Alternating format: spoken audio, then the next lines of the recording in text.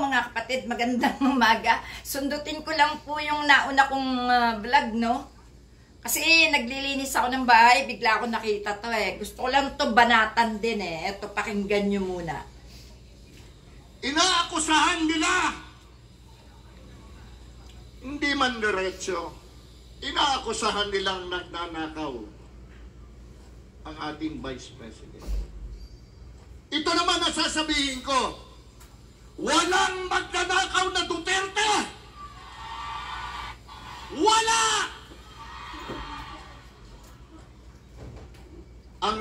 Narinig niyo po? Ito po ay si Philip Salvador. Nasukdulan sa langit ang pagsipsip sa mga Duterte, no? Para lang bitbitin siya ng mga DDS. Isisigaw niya walang ninakaw ang mga Duterte. Hindi talaga to nakakaramdam. Wala talagang pakiramdam tong hunghang na to. Iboboto niyo ba tong tangan na to?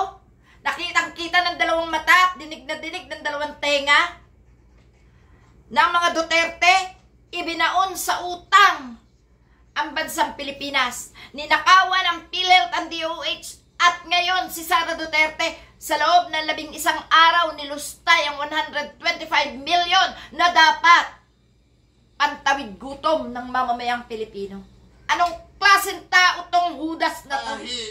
Ni former President ito, iboboto ng mga DDS to. Ay nananatay na dugo. Bobo! Sa Mangmang! mga ugat ng kanyang mga anak. Yan. Kaya tandaan nyo, yan. Walang magnanakaw na Duterte. Magnanakaw si Duterte! Mandarambong si Duterte!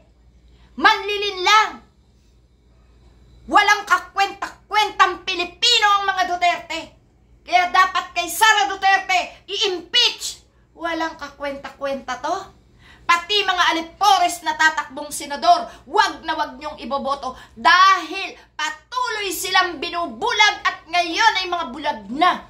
Binulag sila ng mga Duterte. Kundangan ba tong si Philip Salvador ay nangangarap pa na maging senador? Kundangan ba naman ang isang tangang katulad ni Philip Salvador ay gustong paniwalaan ng taong bayan? Pero mga tangang DDS lang ang maniniwala sa kanya. Grabe po!